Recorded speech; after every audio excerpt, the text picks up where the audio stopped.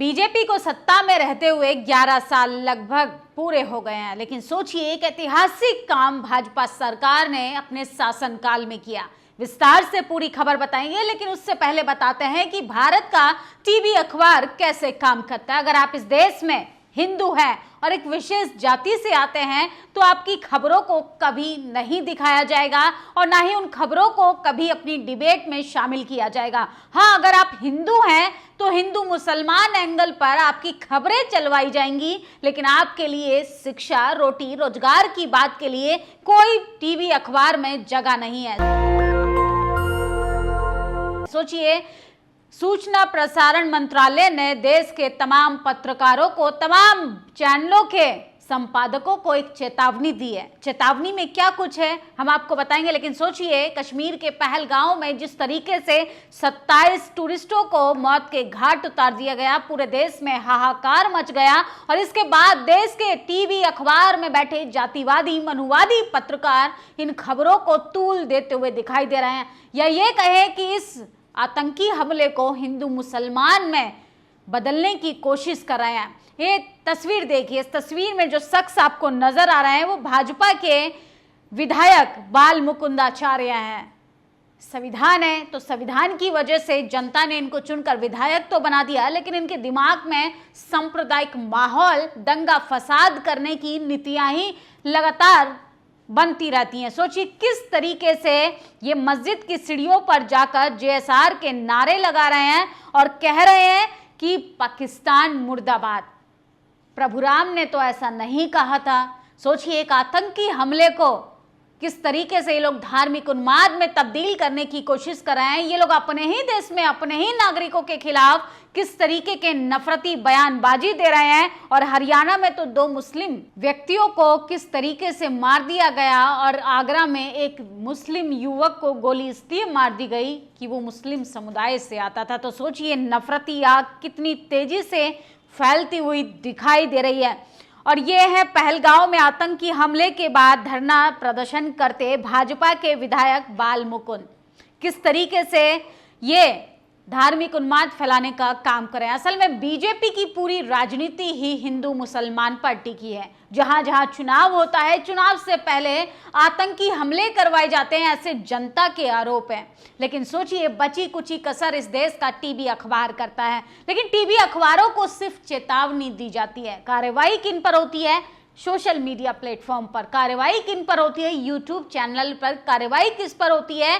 Social media जो सही खबरें दिखाता है उन तमाम चैनलों पर शिकंजा कसा जाता है। और सोचिए किस तरीके से नेशनल दस्तक को भी पहले नोटिस जारी कर दिया जाता है कि नेशनल दस्तक को बंद कर दिया जाए, उसके बाद आर्टिकल 19 हो, एचएनपी को डीमोनेटाइज कर दिया गया। ये तमाम ऐसे यूट्यूब चैनल हैं जो जनता के वाजिब सवाल, वाजिब हिस्सेदारी की बात करते हैं, महंगाई, बेरोजगारी, भ्रष्टाचार पर बात करते हैं। लेकिन सोचिए अब बात देश की सुरक्षा की है, अब बात देश के सीमाओं की है, तो देश का टीवी अखबार जो है किस तरीके से अपनी नफरती गैंग को एक्टिव कर कर किस तरीके से इस देश में माहौल बिगाड़ने की कोशिश कर रहा है। और ये सब हो रहा है मोदी जी के सत्ता पर काबिज रहते हुए। लेकिन भारत सरकार का एक फैसला है, उसका सम्मान करना चाहिए कि फेक खबरों पर प्रतिबंध लगना चाहिए और किस तरीके से फेक खबरों की आड़ में नफरत को बढ़ावा दिया जाता है, इस पर रोक लगनी चाहिए।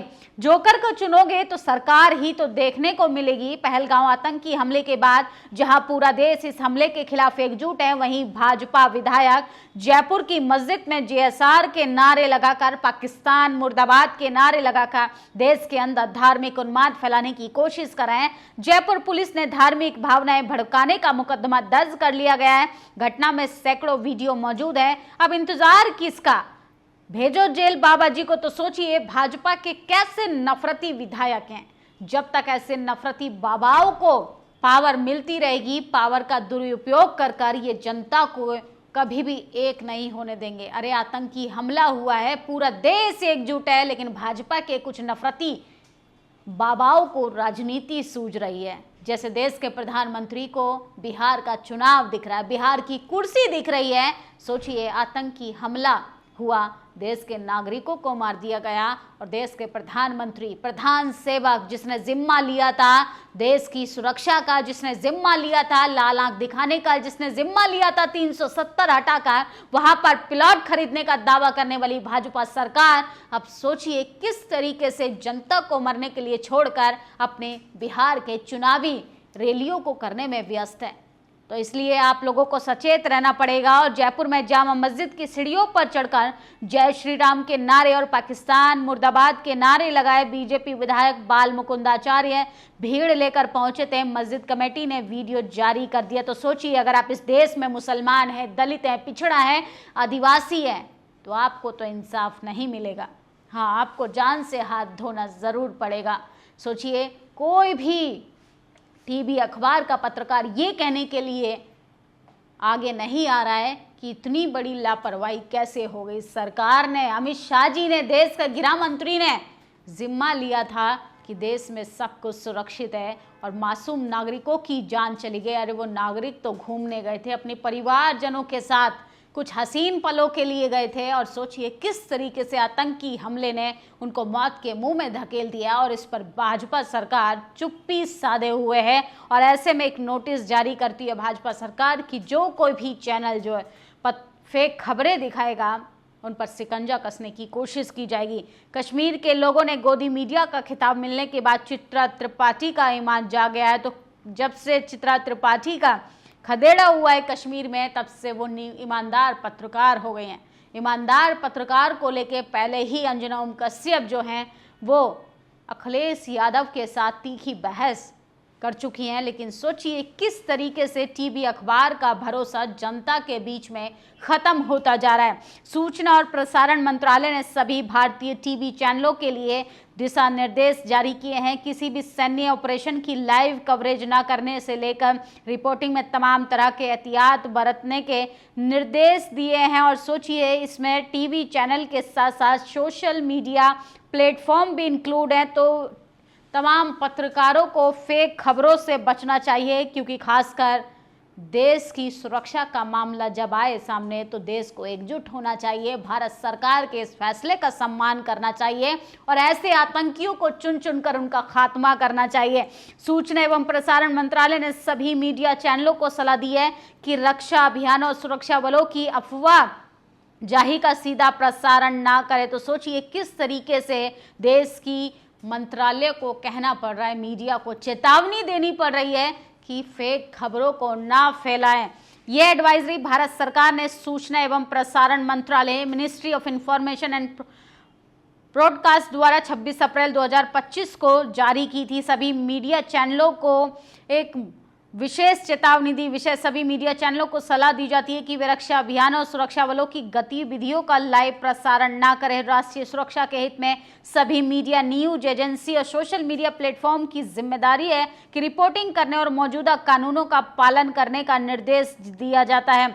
किसी भी रक्षा अभियान, सैनिक मूवमेंट की रियल टाइमिंग कवरेज, विजुअल का प्रसारण ना करें। किसी भी सोर्स आधारित सूचना का रिपोर्टिंग से बचे। समय से पहले संवेदनशील जानकारी का खुलासा करने से अभियान की सफलता को सैनिकों की सुरक्षा खतरे में पड़ सकती है। तो सोचिए किस तरीके से देश का टीवी अखबार जो है, टीवी अखबार में बैठे जातिवादी, मनुवादी, नफरती मानसिकता के पत्रकार जो हैं इस देश की सेना का भी लिहाज नहीं करे। इस देश के तमाम उन सैनिकों की सुरक्षा को लेकर भी कितनी बड़ी लापरवाही कर रहे हैं। और कारगिल युद्ध, मुंबई आतंकी हमले और कंधार विमान अपहरण जैसी घटनाओं ने दिखाया कि अनियंत्रित कवरेज से राष्ट्रीय हितों को नुकसान पहुंच सकता है।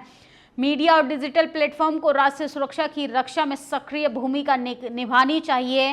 कानूनी आधार पहले से जारी सलाह के अनुसार केवल टेलीविजन नेटवर्क रूल्स 2021 के तहत लाइव कवरेज पर रोक लगा दी गई है जब तक कि सरकार द्वारा कोई भी अधिकारी ब्रीफिंग ना दी जाए। तो सोचिए किस तरीके से टीवी अखबार में बैठे जातिवादी, मनुवादी पत्रकार जो हैं वो जनता को किस तरीके से नफरती आग में झोंकना चाहते हैं ताकि आपस में एक माहौल जो है वो उन्मादी हो जाए, वो सांप्रदायिक माहौल में तब्दील हो जाए। देश का मीडिया अखबार दिखा रहा है कि हिंदू पूछकर मारा गया।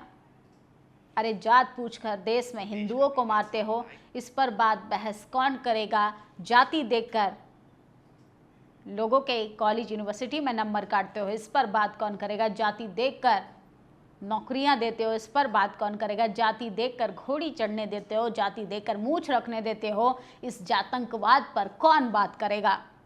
इस तमाम खबरों पर आपकी क्या प्रतिक्रिया है कमेंट बॉक्स में ज़रूर बताएं। और तमाम सोशल मीडिया के प्लेटफॉर्म पर काम करने वाले मीडिया बंधुओं को मेरी एक छोटी सी अपील है कि आप लोगों को फेक खबरों से बचना चाहिए। शुक्रिया। दस्तक की आपसे गुजारिश है कि अगर इसको बचाना चाहते हैं तो नेशनल दस्तक को सब्सक्राइब करने के लिए रेड कलर के सब्सक्राइब बटन को दबाएं, फिर बेल आइकन की घंटी दबाएं। नेशनल दस्तक को बचाने के लिए बहुत जरूरी है कि हर खबर को शेयर करें, लाइक करें, कमेंट जरूर करें।